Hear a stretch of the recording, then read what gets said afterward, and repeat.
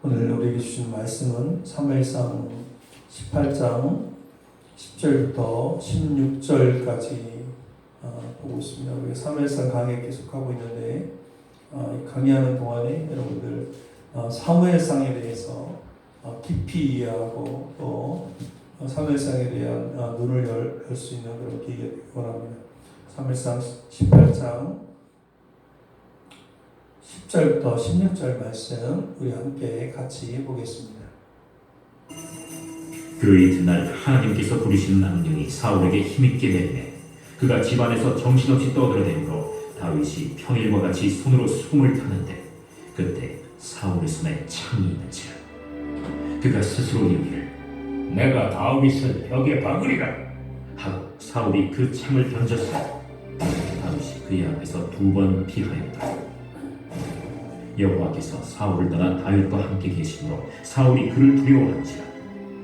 그러므로 사울이 그를 자기 곁에서 떠나게 하고 그를 천부장으로 삼매 그가 백성과 배출입하며 다윗이 그의 모든 일을 지혜롭게 행하니라.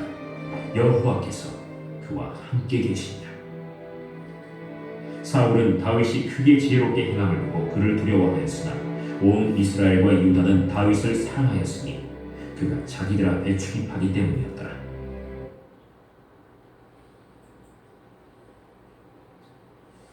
오늘은 시기와 질투는 심각한 병입니다 라는 제목으로 오늘 이 제목이 설교를 다 했어요. 시기와 질투는 심각한 병입니다 라는 제목으로 하나님 말씀 보도록 하겠습니다. 우리가 지난 시간에 또 지지난 시간에 함께 나누었듯이 다윗이 골리앗을 죽일 때 또 블레셋이 물러갔을 때 그 분위기에서 다윗을 환호하던 여인들이 나와서 다윗의 용감함을 칭찬하면서 어떻게 외쳤다고 했어요? 사울이 죽인 자는 천천히요 다윗이 죽인 자는 만만이로다 이렇게 외쳤습니다. 이렇게 외칠 때 이 다윗과 자신을 비교하는 그 말에 사울의 마음이 크게 불쾌했다고 했어요. 그래서 다윗을 시기하는 그 사울의 그 마음이 밖으로 표출됩니다. 그래서 8절에 보면은 이런 말씀이 있어요. 다윗에게는 만만을 돌리고 내게는 천천만 돌리니 그가 더 얻을 것이 나라 말고 무엇이냐? 이렇게 그의 마음을 표현해요. 왕이면 그러지 말아야 되는데 여유를 갖지 못하고 그의 마음을 표현합니다. 그런 마음 들 수도 있어요. 그러나 한 번 더 생각해 보면 그럴 수 있지. 그래서 제가 지난주에 뭐라고 했어요? 그럴 때 우리 하나님을 모욕하던 저 블레셋 군대를 물리쳤으니 억억이다라고 했으면 얼마나 더 그랬을까 이런 얘기를 드렸습니다. 그러나 이 말을 향으로 이 말이 무슨 말이에요? 다윗이 이제 모발을 꾀하고 왕이 되지 않겠냐 이런 얘기잖아요. 그죠? 이렇게 사울의 마음속에 뭐가 득쳤어요? 시기와 질투가 가득 차게 되었습니다. 그렇게 되니 어떤 일이 일어나요? 10절에 오늘 본문에 우리가 읽은 10절의 첫 구절이에요. 한번 읽어보겠습니다. 우리 크게 한번 읽겠습니다. 시작.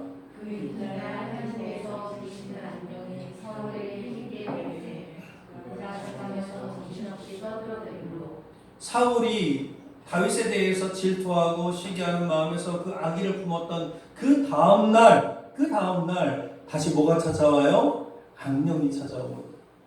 그래서 그 악령이 찾아오니까 다시 광기가 찾아오는 것입니다. 사랑하는 성도 여러분, 우리 그리스도인들은요 무엇보다도 시기도 질투도 하지 말아야 합니다. 여러분은 어떠십니까? 시기하고 질투하는 거 버리고 삽니까? 어떠세요? 언제 저는 질투가 제일 나냐면 신학교 다닐 때 맨날 놀던 친구 있어요.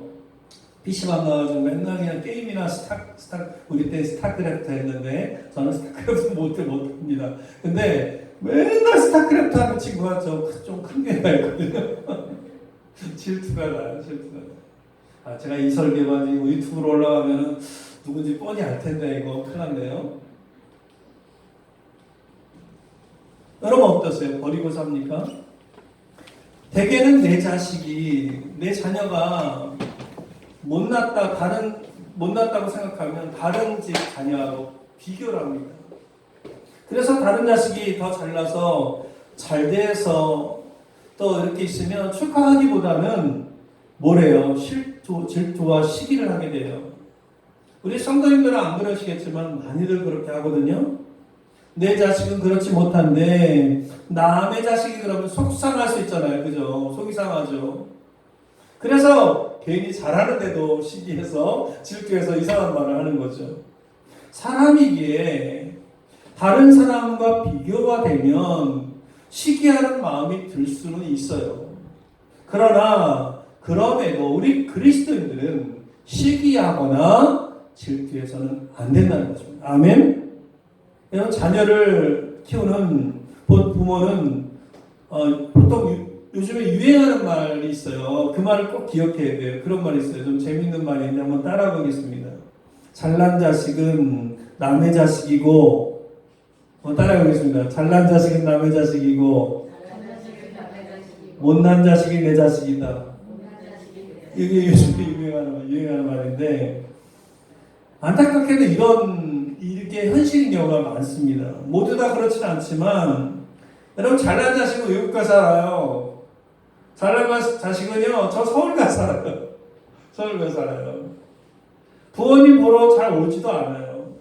그런데 못난 자식은요 능력이 없으니까 어떻게 살아요? 부모 옆에 살면서 때로는 다 그렇지 않지만 때로는 부모를 힘들게도 하겠지만 가까이 살면서 부모를 자주 본단 말이에요. 그래서 제가 아는 어떤 분은 실제로 내 자식이 의사 안 되고 내 자식이 뭐 안 되고 하나도 안 부럽다는 거예요. 뭐냐면 옆에서 사니까. 제가 직접 들었어요. 이게 통계적으로는 아니겠지만 잘난 자식보다 못난 자식이 낫다는 것입니다. 그럼 믿으세요? 자식들 못나게 키우라는 말이 아닙니다. 사실 제가 이것을 웃자고 한 이야기고 우리가 시기하고 질투하지 말아야 할 이유가 있어요. 왜 그렇습니까? 다른 사람을 시기하거나 질투하는 마음을 품은 사람들은 그 시기하고 질투하는 것 그 이상으로 큰 위험에 빠질 수 있다는 것입니다. 왜요? 시기하고 질투할 때 사단이 들어올 수 있는 자리를 마련해 주기 때문이라는 것입니다. 여러분 새가 날아와서 내 머리 위로 지나갈 수도 있고요. 새가 날아와서 내 어깨 위에 앉을 수도 있고 내 머리 위에 앉을 수도 있어요. 그러나 여러분 둥지를 틀게 해서는 안 되는 거잖아요. 그런데 시기하고 질투하는 것은 사단이 내 안에 들어와서 둥지를 틀게끔 만들어주는 것과 같다라는 것입니다. 왜요? 시기와 질투가 있는 곳에 그 마음이 혼란함이 찾아오기 때문입니다. 그곳에는 다툼의 씨앗이 뿌려져요. 질투와 이 시기는 그래서 내 마음속에 다른 사람을 계속해서 미워하게 되고 제약을 짓게 만든다는 것입니다. 그래서 악한 마음을 품게 됩니다. 어떤 마음을 품어요? 내 자식 빼고 다 안 됐으면 좋겠어. 이런 마음을 갖는 사람이 있단 말이에요. 이 둥지를 트는 거예요. 그러므로 우리는 어떤 상황에서도 시기하거나 질투하지 말아야 한다는 것입니다. 아멘? 혼란을 줄 수 있는 그런 환경을 만들어줘서는 안 된다는 것입니다. 그것이 여러분의 영혼을 그 악으로부터 지키는 거예요.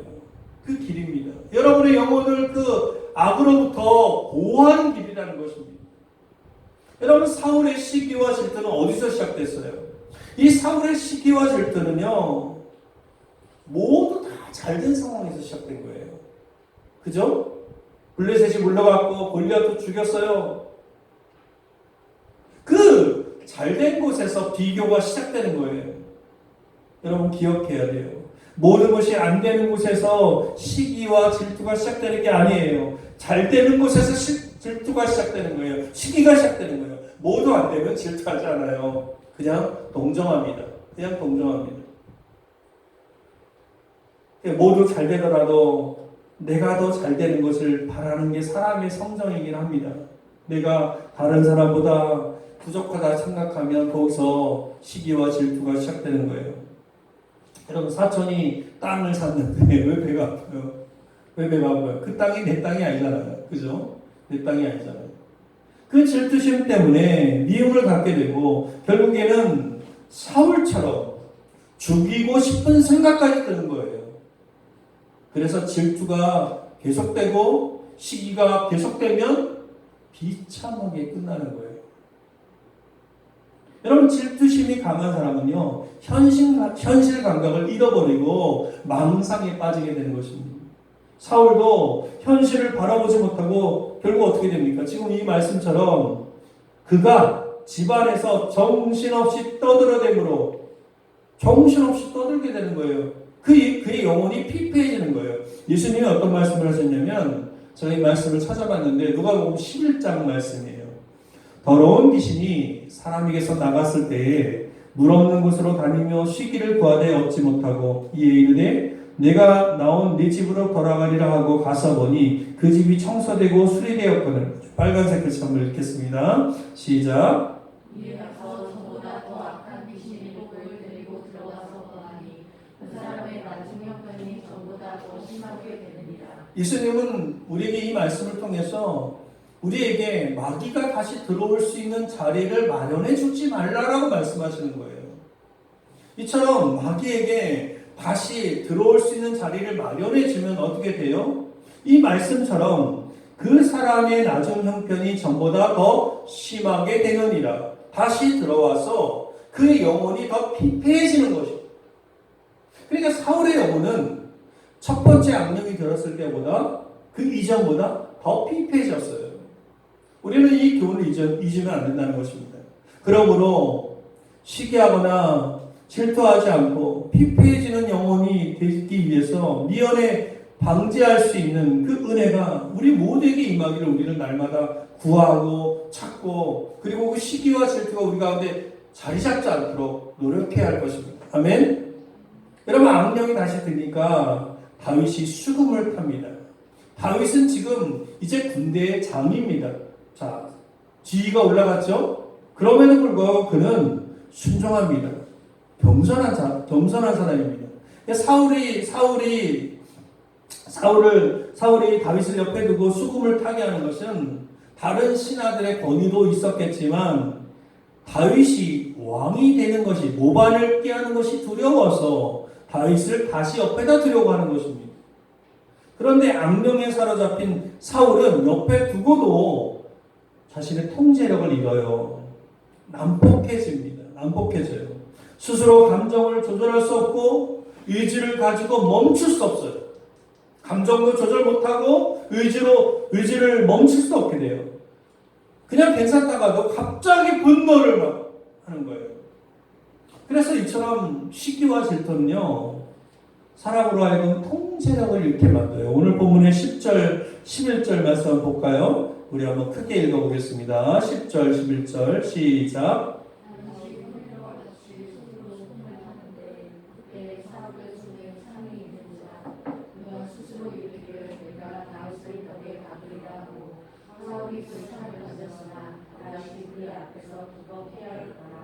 사울은 그 질투심에서 그치지 않고 그 난폭해진 그 성격을 가지고 다윗을 죽이려고 합니다. 그래서 창을 던져요. 죽이려고요. 여기 사울의 외침을 들어보면 뭐라고 이야기하고 있어요? 제가 빨간색 글씨로 해놨는데, 내가 다윗을 벽에 박으리라. 이렇게 할 만큼 그의 시기와 질투는 강력한 거라는 것입니다. 이 질투하는 것을 넘어서서 살인을 할 만큼 자신의 통제력을 잃어버린다는 것입니다.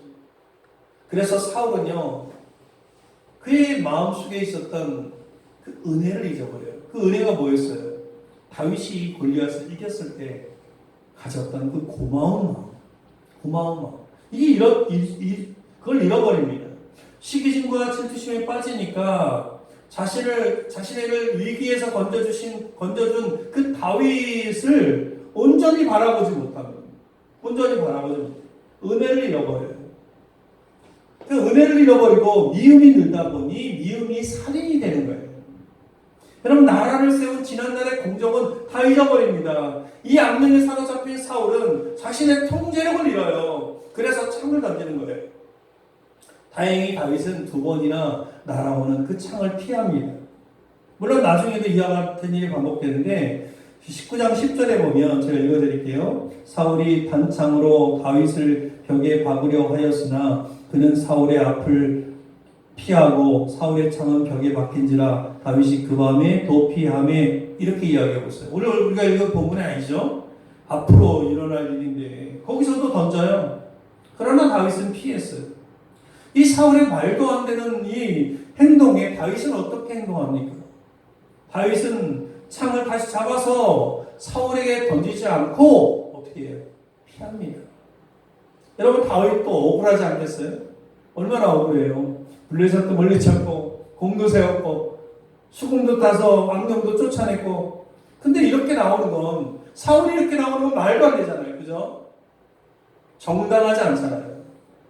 그러나 다윗이 어떻게 반응합니까? 우리는 이걸 봐야 돼요. 이 말씀 뭐라고 이야기하고 있어요? 박으려 하였으나 그는 사울의 앞을 피하고 이렇게 이야기하고 있습니다. 그가 어떻게 반응하냐면 그냥 피합니다. 다윗은 힘도 있었고 용기도 있었어요. 그러나 자신을 보호하는 것 이상의 행동을 하지 않고 그 자리를 피해서 달아납니다. 다윗이 지금 힘이 없어서 도망가는 게 아니에요. 어떻게 하는 거예요? 그냥 피하는 것입니다. 그러니까 다윗은 사울과 달라요.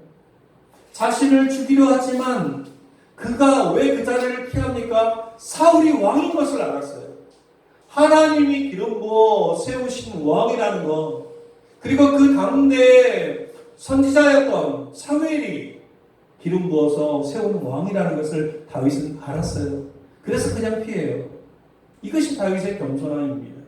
자기를 죽이려 했지만 피하는 수 있는 그런 겸손함입니다. 인내하고 겸손하고 복수를 하지 않으려고 하는 마음, 이게 다윗의 능력이에요. 오늘 우리도 그 능력을 소유해야 되지 않겠어요? 시기하고 싶은 마음이 있을 때, 질투하고 싶은 마음이 있을 때 그 자를 피하는 것입니다. 그 마음에서 피하는 거예요. 다윗은 피할 줄 아는 자인 것입니다. 참는 자예요. 우리에게도 이 자세가 필요합니다. 야고보서가 우리에게 뭐라고 이야기하냐면 이렇게 이야기해요. 너희 중에 싸움이 어디로부터 다툼이 어디로부터 나느냐? 너희 지체 중에서 싸우는 정욕으로부터 나는 것이 아니냐? 이렇게 이야기합니다. 우리는 싸움이 일어날 수 있는 그 상황, 내 안에 내적인 싸움이든 실제의 싸움이든 그런 상황에서 싸움이 일어날 수 있는 그런 상황에서 피할 줄 아는 지혜가 필요하다는 거죠. 아멘? 그게 그리스도인의 지혜예요. 우리가 부부싸움을 하면 어때요? 아니면 가까운 사람과 지인과 싸움을 하면 어떻습니까? 부부싸움은 어때요? 서로 이기는 겁니다. 그죠? 사람은 이기고자 하기에 피하지 않는 거예요. 부부싸움을 하면 내 것이 옳다 하는 것을 내려놓지 못해요. 그죠? 억울한 상황을 참지 못해요. 그래서 주장하고 싸움을 합니다. 그러나 오늘 이 야고보서 4장은 뭐라고 얘기해요? 성경은 우리에게 뭐라고 얘기해요? 다툼이 어디서부터 시작된다라고 이야기합니까? 이 빨간색 글씨에 뭐라고 얘기해요? 너희 지체 중에서 싸우는 정욕으로부터 나는 것이 아니냐? 이렇게 이야기해요. 그러니까 자신의 정욕으로부터 시작된 거다. 그러니까 상대방이 옳지 않아서 내 싸움을 지적하는 것도 있겠지만 물론 그러나 대부분은 정욕으로부터 시작됐다라고 이야기하는 것입니다. 그러므로 우리가 대적하려면 무엇을 대적해야 하냐? 우리 야고보서 4장 말씀을 계속해서 보면 자, 야고보서 4장 7절 말씀, 10절까지의 말씀인데 약간 줄이긴 했지만 여러분들 한번 우리 같이 한번 크게 읽겠습니다. 시작. 그런즉 너희는 하나님께 복종할지어다. 마귀를 대적하라. 그리하면 너희를 피하리라. 주 앞에서 낮추라. 그리하면 주께서 너희를 높이시리라. 여기 보면 무엇을 대적하라고 이야기합니까? 사람이 아닙니다. 그죠? 마귀예요. 남편도 아니고 아내도 아니고 부모도 아니고 자식도 아니고 친구도 아니에요. 동료도 아닙니다. 누구입니까? 마귀예요. 지금 마귀를 대적하라고 말해요. 마귀를 대적하고 정욕을 피하라 이렇게 말씀하고 있습니다. 그러니까 시기하는 대상은 적이 아니고 마귀가 적이라는 것입니다. 사랑하는 성도 여러분, 그러므로 시기하고 질투할 수 있는 그런 상황에서 피할 수 있는 능력을 소유하게 해달라고 기도하시길 바랍니다. 아멘. 그게 그리스도인의 지혜고 그게 그리스도인의 능력입니다. 싸울 수 있는 갈등으로부터 내 혈기를 드러내는 그 상황으로부터 피할 수 있게 해달라고 기도하시길 바랍니다. 그것이 그리스도인의 지혜로운 삶인 것입니다. 사실 지금 그때까지만 해도 백성들은 사울을 우러러보고 있었어요. 비록 다윗이 골리앗을 죽여서 블레셋이 물러갔지만 이 또한 싸움의 전략을 잘 쓴 사울의 지략이요. 저는 제가 이 성경 말씀을 묵상할 때 그런 생각이 들더라고요. 그때까지는 백성들은 사울을 왕으로 생각하고 그를 지지했을 것이다. 그래서 사울 왕이 잘해서 그 전쟁에서 이긴 것이라 백성들은 생각했을 것이다 라고 생각했다는 것입니다. 그런데 사울은 그냥 순전히 혼자서 시기심과 이 질투심에 사로잡혀서 망상에 빠져 있었던 것입니다. 그래서 8절의 말씀이 나오는 거예요. 그런데 사울이 이 공적인 자리에서 다윗에게 창을 던졌잖아요. 공공연히 던진 거예요. 이 공공연히 다윗에게 대해서 선전포고한 것이라고 여겨졌을 거라는 것입니다. 그래서 그가 다윗을 향해서 창을 던진 것은 그의 증오를 다른 사람들이 알도록 드러낸 거예요. 그죠? 저는 이 말씀을, 이 본문을 보면서, 제가 이 말씀을 한 주 동안 준비하면서 이 말씀을 보면서 이 시점이 바로 백성들과 신하들에게 그가 신뢰를 잃은 점이 아닌가 그런 생각이 들었습니다. 모든 문제가 해결될 줄 아는 그런 망상에 사로잡혀서 그렇게 행동했지만 아직 왕에게 가 있었던 백성들의 또 신하들의 마음을 오히려 잃어버리는 결과를 갖게 했다라는 것입니다. 이제 백성들 보기에도 신하들 보기에도 사울은 악령이 몇 번 들었어요? 2번이나 들었습니다. 그리고 더더욱이 나라를 구한 다윗을 죽이려 하는 모습을 보았습니다. 더욱이 12절에 보면 뭐라고 이야기하고 있어요? 여호와께서 사울을 떠나 다윗과 함께 계심으로 사울이 그를 두려워한지라. 사울은 다윗을 두려워하는데 왕이 될까 두려워합니다. 왜 창을 던진 거예요? 이 망상이 자기를 해하고 이 다윗이 왕이 되려고 한다는 그 생각에 사로잡힌 이 망상으로 하여금 그가 두려워서 창을 던진 거예요. 그래서 다른 사람들이 나를 막 욕해요. 그 사람이 두려워하는 거다 생각하십시오. 아멘? 두려워하지 않으면 그렇게 하지 않습니다. 여러분 진짜 다윗이 그 왕위를 빼앗고자 하는 그런 마음이 있었을까요? 여러분 진짜 그런 마음이 있었다면 창을 던졌을 때 기회다. 나를 죽이려 했으니까 내가 창을 들어서 빼서 다시 던졌을 거예요. 그러나 다윗은 아까도 이야기했지만 그러지 않잖아요. 그 자리를 피해요. 다윗이 피했다는 것은 그의 마음속에 그런 생각이 도무지 없었다는 거예요. 왕위를 빼앗을 생각이 전혀 없었다는 걸 이야기하는 것입니다. 다윗이 자신의 신하인데 사울은 왜 두려워합니까? 이 말씀처럼 사울은 하나님이 다윗과 함께 하신다는 것을 깨닫고 있었어요. 그 상황에서. 사무엘을 통해서 하나님이 자신을 버렸다는 것을 사울은 알고 있었잖아요. 사무엘을 통해서 하나님께서 자기를 버렸다는 것을 들었잖아요. 예전에. 그리고 그 때문에 다윗을 두려워하는 것입니다. 다윗이 지혜롭게 행하면 행할수록 사울은 다윗을 두려워해요. 사울은 그저 두려움에 사로잡혀서 분별을 못합니다. 초조해 하고 불안해합니다. 이처럼 여러분 질투에 사로잡히면 모든 분별력을 상실하는 거예요. 분별력을 상실하는 거예요. 상실하는 거죠. 백성들도 신하들도 이제 이런 사울의 행동이 무엇인지 모두 알게 되었습니다. 하나님을 떠난 사울도 알게 되었고 하나님이 함께한 다윗도 보게 되었다는 것입니다. 백성들도 보게 되었다는 것입니다. 13절에 보면 13절 말씀입니다. 그러므로 사울이 그를 자기 곁에서 떠나게 하고 그를 천부장으로 삼음에 그가 백성 앞에 출입하여 다윗이 그의 모든 일을 지혜롭게 행하니라. 자, 그 다음부터 읽어보겠습니다. 시작. 여호와께서 그와 함께 계시니라. 사울은 다윗이 크게 지혜롭게 행함을 보고 그를 두려워하였으나. 이거 보세요. 그렇죠. 자, 29절에도 보면 사울이 다윗을 더욱더욱 두려워하여 평생에 다윗의 대적이 되니라 이렇게 얘기하거든요. 그래서 사울은 궁궐로부터 좀 멀어지게 하면 되지 않을까 생각해서 다윗을 궁궐에서 내쫓습니다. 그리고 천부장으로 임명해요.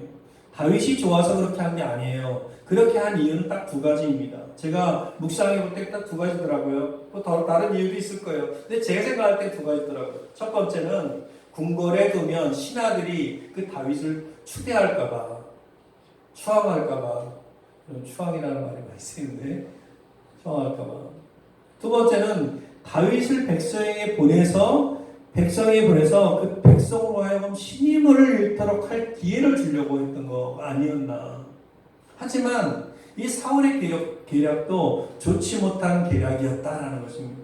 오늘 이 말씀에 보면 그 전 말씀이 뭐라고 이야기했어요? 다윗이 지혜롭게 행하면 행할수록 인정을 받아요. 오히려 인정을 받았습니다. 16절에 보면 우리 한번 같이 크게 읽겠습니다. 시작. 온 이스라엘과 유다는 다윗을 사랑하였으니 그가 자기들 앞에 출입하기 때문이었더라. 이게 오늘 우리가 읽은 마지막 말씀이죠. 이 다윗이 사람들 앞에 왕래할 때 오히려 더 사람들이 다윗을 알아보았어요. 다윗이 어떤 인물인지 알아보았어요. 그래서 신임을 얻습니다. 결국 사울은 시기와 질투로 비교하면서 절망 가운데 사는 것입니다. 이게 사울왕의 비극이에요. 사울왕의 비극입니다. 우리도 비참하게 끝나지 않으려면 시기하거나 질투해서 안 된다는 거죠. 아멘. 성경에서요, 시기하고 질투하고 이런 것에 대한 무서운 그 파괴력에 대해서 성경은 경고하고 있습니다. 제가 성경을 찾아봤는데 아가서에 보니까 아가서 말씀을 한번 읽어보겠습니다. 시작. 질투는 소울같이 잔인하며 불길같이 여자니 그 기세가 여호와의 불과 같습니다. 여러분 여기 말씀해 보니까 질투는 수월같이 잔인해요. 수월이 뭐예요? 수월은 지옥입니다. 지옥. 그렇죠? 지옥이 얼마나 잔인합니까? 그죠? 우리 가보지 않았지만 성경에서 여러 번 얘기하잖아요. 그 질투는 그렇게 지옥같이 잔인하고 또 불길같이 일어나는데 여호와의 불, 하나님의 불이 얼마나 무섭습니까? 이런 거라는 거예요. 그리고 잠언 14장 30절에도 시기는 뼈를 썩게 하느니라. 뼈를 썩게 하는 게 시기라는 것입니다. 그래서 이 시기와 질투 때문에 궁극적으로는 어떤 말씀까지 나오냐면은 갈라디아서 5장에 보면 이런 말씀이 나와요. 우리 한번 읽어보겠습니다. 이 말씀 읽겠습니다. 한번 시작.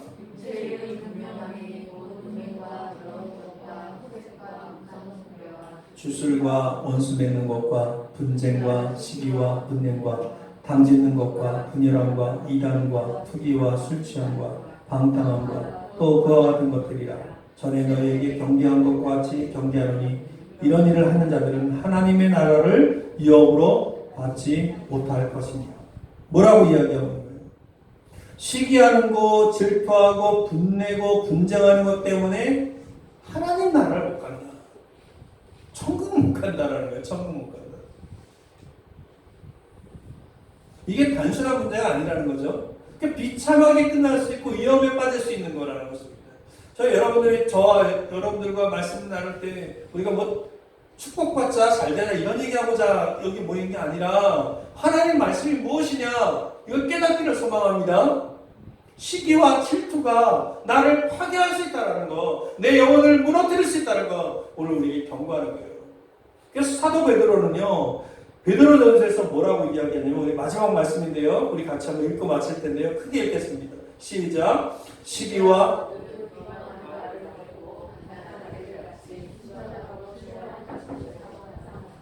이는 그로 말미암아 너희로 구원에 이르도록 자라게 하려 합니다. 베드로 사도는요, 시기와 이 비방하는 말을 버리라라고 이야기하고 있습니다. 아멘. 버립시다. 버립시다. 버리지 않으면 하나님 나라를 유업으로 받지 못합니다. 그리고 뭐라고 이야기해요? 버리고 순전하고 신령한 젖을 사모하라 이렇게 이야기합니다. 순정하고 신령한 젖 그게 뭐예요? 하나님 말씀입니다. 그러니까 하나님 말씀대로 사는 거예요. 아멘. 우리 신앙생활이 그 말씀대로 우리 제가 신앙생활 5대 원칙에서 말씀 생활을 써놨잖아요. 그 이유가 뭐예요? 말씀을 지키는 거예요. 말씀대로 사는 거예요. 우리가 흔히 얘기하는 순종하는 거예요. 순종하는 거예요. 그게 중요해요. 우리가 종교생활을 하는 어떤 예배의식을 예배를 드리는 거 다 중요하죠. 그러나 진짜 중요한 건 뭐냐면 하나님 말씀대로 사는 거예요. 여러분 한번 생각해 보세요. 저 동구권에 저기 중국에 또 지금 북한에 종교 자유가 있습니까? 없죠. 예배 드려요? 못 드리죠. 그럼 그들 예배 못 드리면 신앙생활 안 하는 거예요? 아니죠. 예배를 못 드려도 말씀대로 내가 살려고 하는 그 마음 가운데 있으면 그들이 예배 신앙생활 하는 거예요. 그렇다고 다음 주부터 뭐 교회 안 나오고 그러면 안 됩니다. 그렇다는 그 환경에서는 그렇다는 거예요. 말씀대로 사는 거예요. 오늘 우리에게 주신 이 말씀은요 무엇입니까? 시기와 질투를 버리고 자신과 남을 비교하지 말라라고 우리에게 선포하는 거예요. 아멘? 선포하는 것입니다. 남과 자신을 비교하지 말고 우리가 어떤 마음으로 지내야 됩니까? 늘 감사하는 마음으로 지내야 하는 것입니다. 우리 이걸 극복해야 돼요. 여러분, 시기와 질투는 아주 심각한 병입니다. 심각한 병입니다. 심각한 바이러스예요. 이 병에 걸리면 죽어요. 뭐가 죽어요? 영원히 죽어요. 그래서 하나님의 나라를 유업으로 받지 못한다라는 것입니다. 저와 여러분은 이 질병으로부터 저와 여러분의 영혼을 보호해야 돼요. 우리 각자에게 들어갈 수 있는 이 시기와 질투라고 하는 이 바이러스를 조심해서 영혼을 지켜야 돼요. 바이러스 같은 거예요. 저와 여러분 모두가 하나님 나라에 들어가는 축복을 소유하시기를 주님의 이름으로 간절히 축원드립니다. 우리 한번 같이 기도하겠습니다. 지금 기도할 때 그리스도인으로 살아갈 때 사울이 아니라 다윗의 삶을 살아갈 수 있도록 인도하여 주시고 시기와 질투를 버리고 다윗의 삶을 따라가 사는 우리 모두 될 수 있도록 주님 인도하여 주셔서 우리 같이 한번 기도합니다.